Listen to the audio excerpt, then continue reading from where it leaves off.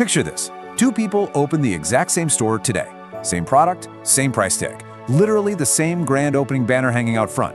But fast forward 12 months, one of them is turning customers away because they're so busy. The other? They're handing back the keys. And here's the crazy part. It has absolutely nothing to do with luck or money. It's not even about which street had more foot traffic. It comes down to something entirely invisible. It's something that happens inside a stranger's head, like 3 seconds before they decide to pull out their wallet and spend money. Turns out there are exactly 7 of these psychological moments. Miss them, and you're gonna spend your whole life just fighting for every single customer. But if you find them, they actually start finding you.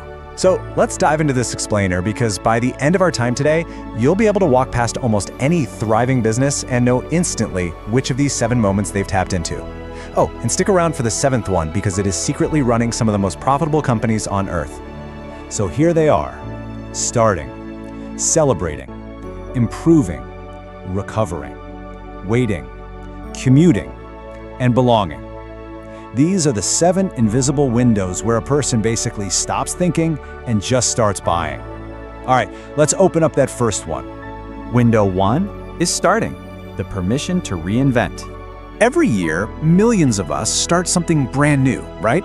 A new home, maybe a new city, or just a new chapter in life. And in that exact window of time, something kind of strange happens to our spending habits. For a short, temporary stretch, we completely stop comparison shopping and start, well, furnishing a new identity. That is exactly why home decor stores will quietly plant themselves right at the entrance of brand new housing developments. They aren't trying to compete with that giant furniture warehouse across town. They're catching someone in the first 30 days of starting, before their taste is settled, while they're still figuring out who they want to be in this new space. Think about the last time you moved somewhere new. Did your taste in furniture actually change? Or did you just feel this fresh permission to change it? That permission is exactly why interior design studios always cluster inside furniture districts. Once you're already in Furnish My Life mode, you're suddenly open to services you'd normally never even search for. And here's one almost nobody notices: car accessory shops right beside vehicle registration offices. The literal second someone signs that paperwork, the car stops being just a car and becomes my car. People will spend wild amounts of money personalizing something they've just made official. Even a passport office does this. The moment an application is submitted, a trip that felt, hypothetical, it suddenly feels incredibly real. That is the exact moment a travel gear store wants to catch you. Not before you dreamed about the trip, but right after you committed to it. Starting isn't just a life event.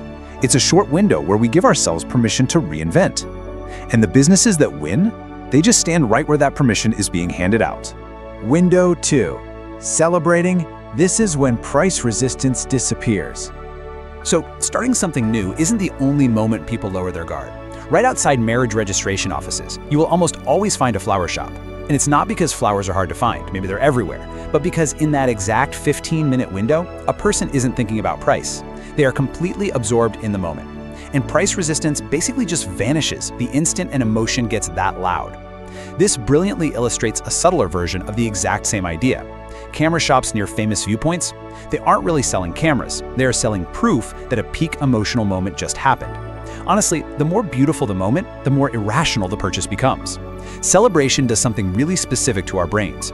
It totally quiets the part that negotiates, which is exactly why the smartest businesses out there don't even try to outprice their competitors. They just show up during the 15 minutes a customer isn't comparing prices at all. That brings us to window 3, improving, selling proof of identity. So far, every business we've looked at is chasing a feeling that's already happening. But with improving, it's about identity. A running shoe store parked beside a really popular trail isn't actually selling shoes. I mean, think about it. Everyone on that trail already owns shoes. What that store is actually selling is confirmation.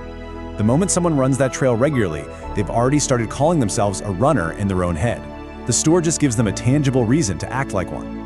The same quiet trick happens right beside yoga studios. A tea shop parked outside isn't competing with the supermarket tea aisle. It's finishing a sentence you already started the moment you walked out of that class feeling all calm and healthy. Buying the tea? It just makes the feeling official. Even something as unglamorous as a financial advisor's office follows this exact pattern. As people's income grows, this strange discomfort shows up, a sense that they've outgrown their own habits with money. Advisors who set up in fast-growing business districts aren't just blindly chasing wealthy clients. They are catching people in the exact month they start feeling like their old approach to money just isn't them anymore. The crucial point here is that none of these businesses are actually selling self-improvement. They are selling proof that the improvement has already happened. Once you know what you're looking for, I promise you'll start seeing it everywhere, and not just in the obvious places. Let me show you how far this actually goes. A locksmith tucked inside an apartment complex, because lost keys almost always happen closest to home. A water refill stand right at the entrance of a hiking trail, because half the people walking in severely underestimated how thirsty they'd get. A passport photo booth literally inside the passport office, solving a problem the exact second it's discovered, not an hour later. A quick tailor shop inside a corporate district, because busy professionals will gladly pay extra just to get 5 minutes back. A gift wrapping counter right at the exit of a gift shop, completely removing the very last piece of friction before a present is handed over. A massage studio inside a business district, timed perfectly for the exact hour the workday stops being tolerable. See? None of these are new industries. They're old industries, placed with a totally new intent. Now, window 4 is recovering, making the problem disappear. Think about a phone repair shop right beside a university campus. It isn't just hoping students wander in. It's positioned for a very specific kind of panic, that 15-minute window after a screen cracks when a student realizes their entire academic and social life just went offline.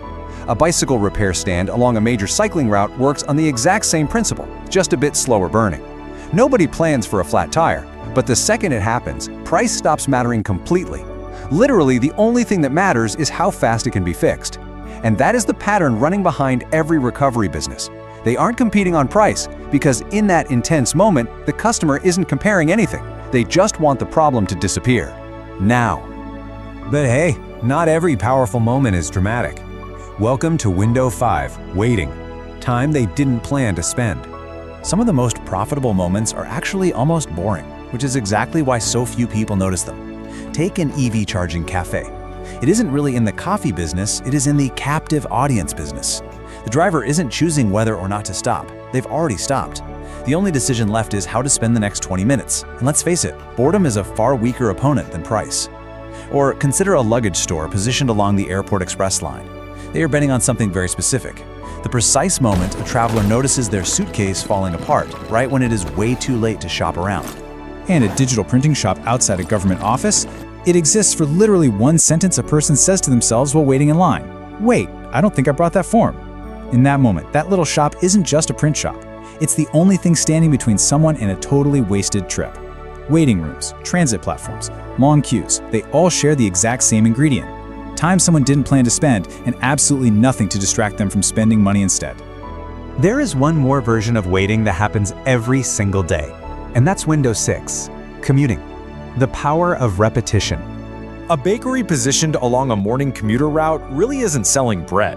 It is slotting itself into a routine that already exists, that walk from the train to the office, and turning one extra step into a habit nobody even questions after the third time they do it. A coffee shop right beside a co-working space works the exact same way, except it isn't selling caffeine. It's selling the ritual that tells your brain, okay, work is officially started. Skip it, and for a lot of people, the whole day just quietly feels off. And inside those huge office towers, healthy meal counters, they aren't competing on taste. They are competing on something far more valuable to a tired employee at 1 p.m., decision-making energy. After a full morning of making decisions, the easiest lunch always wins, regardless of what's technically better. I mean, you've done this. Somewhere along your own commute, there is absolutely a shop you stop at without even deciding to, because commuting moments don't rely on emotion at all. They rely on repetition. And repetition is, hands down, one of the most underrated forces in business. Now, every moment so far has been about something happening to a person, but this last one is entirely different. Window 7, belonging. It's the slowest to build and the hardest to copy. This one is all about who a person is trying to be seen as. A luxury watch boutique right in the middle of a financial district isn't just selling to people who can afford watches. I mean, plenty of wealthy people never walk in. It's actually selling to everyone standing in that district every single day, quietly absorbing the pressure to look like they belong there. On the flip side, a local board game cafe inside a residential neighborhood is chasing something completely different, but it's built on the exact same instinct. It's that quiet ache people feel for a place nearby where they're known, where they can just be themselves, without having to explain anything. Belonging is the slowest of the 7 moments to build, and for sure the hardest one for competitors to copy. You can match someone's prices in a week, but you absolutely cannot match a place where people already feel like they belong. So, 7 moments. 20-something businesses we just talked about. And not a single one of them succeeded just because they picked a busy street. Underneath all 7 of these windows, the exact same short list of human emotions keeps repeating. Hunger, thirst, urgency, relief, convenience, identity, reward, curiosity. Every business on this list simply asked a fundamentally different question than everyone else. They didn't ask, how do I get more customers? Instead, they asked, where is a human emotion already running at full volume with nobody there to meet it? So let's bring it back. Remember those 2 identical stores from the very beginning of this explainer? The one that failed? They picked a location. The one that succeeded? They picked a moment. You really don't need a better product than everyone else. You don't need a massive budget or some loud, flashy ad campaign. You just need to notice the moment other people are walking straight past. The school pickup line, the hospital waiting room, the queue outside a government office. Somewhere in that ordinary, everyday boredom, one of these 7 moments is already happening, completely unclaimed. Location was never really the answer.